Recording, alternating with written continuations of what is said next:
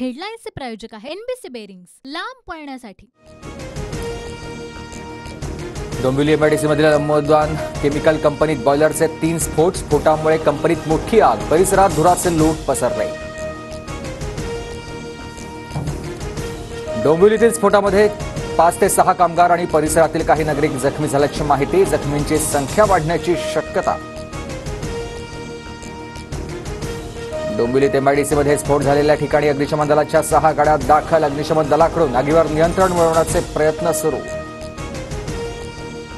डोंबिवलीच्या Ambar chemical कंपनीतील मोठ्या स्फोटानंतर परिसरात धुराचे लोट। स्फोटानंतर परिसरातील इमारतींच्या काचा फुटल्या। डोंबिवलीतील स्फोटाबाबत जिल्हाधिकाऱ्यांशी बोलणं झालं। आतापर्यंत जीवितहानी नाही, मुख्यमंत्री शिंदेंची माहिती। डोंबिवलीतील स्फोटाबाबत प्रशासनाला योग्य सूचना, प्रकरणाची सखोल चौकशी करून दोषींवर कठोर कारवाई होणार। रवींद्र चव्हाणांची प्रतिक्रिया। छत्रपती संभाजीनगरमधील 50,000 कोटींचा उद्योग मध्य प्रदेशमध्ये जाणार। विरोधी पक्षनेते अंबादास दानवेंचा सरकारवर हल्लाबोल।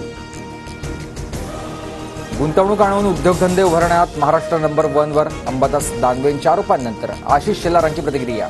हेडलाईन्सचे प्रायोजक आहे एनबीसी बेरिंग्स, लांब पळण्यासाठी।